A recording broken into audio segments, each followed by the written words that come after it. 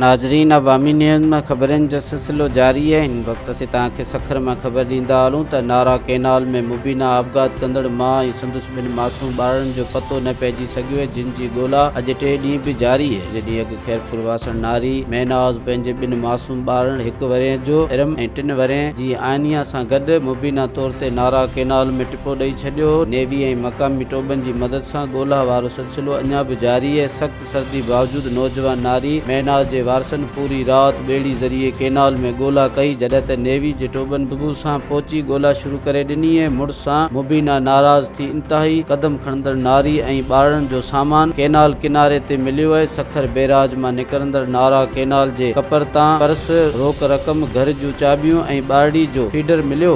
मज़ीद खबरों और तफसीलात के लिए विजिट करें हमारी वेबसाइट www.awamiNewsHD.com।